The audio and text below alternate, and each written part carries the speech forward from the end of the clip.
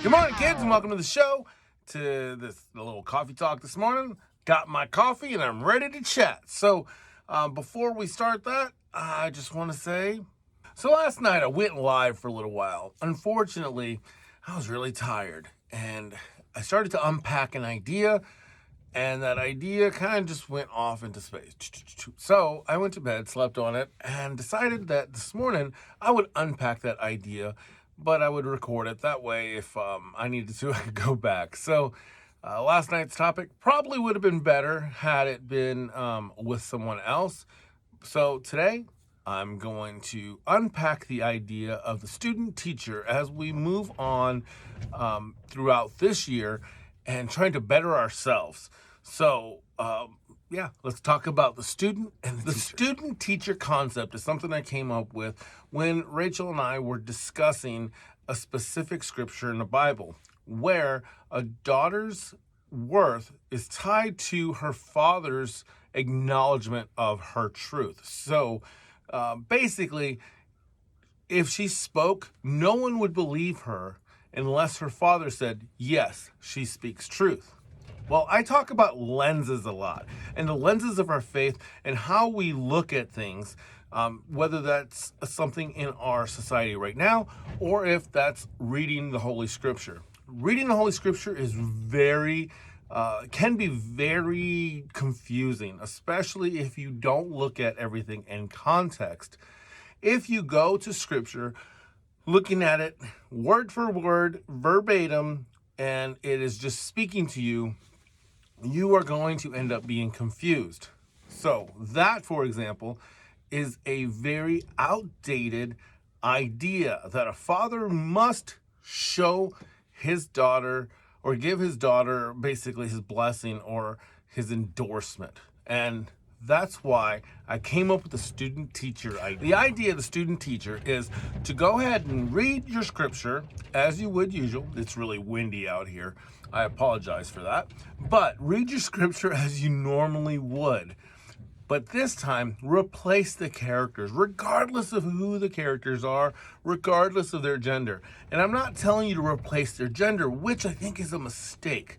So often, people want to degenderize God by giving him another gender. So I've always been you can't do that. God is just God. So, man, it's windy. So I want you to take that scripture and where we're talking about, regardless of what we're talking about, but look at everything from the lens of a teacher and a student. So rather than this be his daughter and it be a father, let's just make it a teacher and a student. In this circumstance, obviously, the daughter would be the student and the father would be the teacher. So if we take the gender roles out and read that story again, it is not saying that she's stupid, okay? The student's not dumb. What it's saying is that the student is speaking but has not yet reached mastery. So we talk about masters, we talk, a master and an apprentice. We talk about students and teachers. I think what we really need to focus on is the wise and the not yet wise. So instead of calling people dumb, which a lot of people tend to do, let's look at people in that guise of the student and teacher. So in that particular story, the student must earn the right to speak truth. So once that endorsement happens, that's an endorsement for a lifetime. That's not okay, this time the student's speaking okay. The true movement in our spirituality is when we can go from being the student to being the teacher. And the only way you can do that is if you're challenged by somebody who is basically on the next level. So I want you to go back and read your scripture and look for those gender roles. This is especially important for the Old Testament. Look for something that might trigger you if you're thinking gender triggers you in the Bible, but then replace those words, the character names, with student and teacher and look at it from that lens. If the Bible is a love letter, it has to change.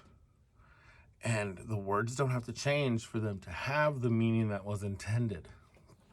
As a Catholic Christian, I believe that God is the most merciful that can possibly be. He teaches us mercy.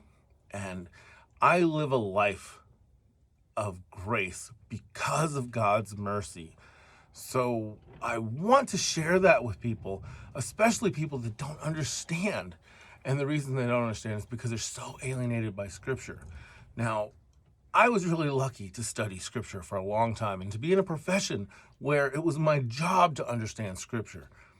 My wife, she got her degree in theology. So we both have a great background in Scripture.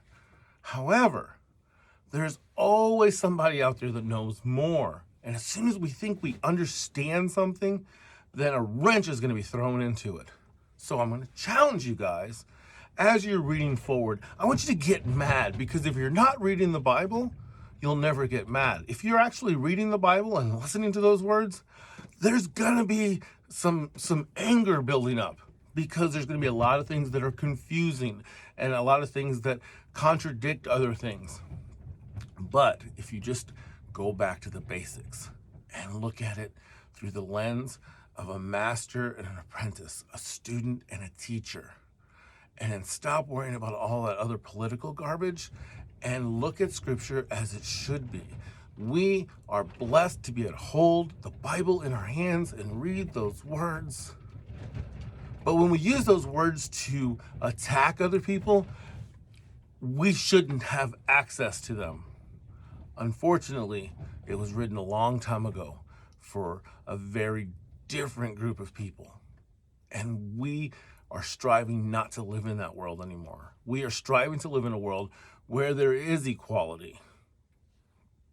But that wasn't always our world. Let's make it our world. And instead of focusing so much on the exceptions, let's live in the real, and let's live in the love.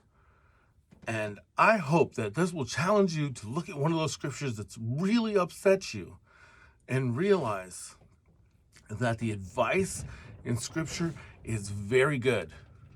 But if you interpret it in a way that makes you dislike or hate someone else, you've missed the boat.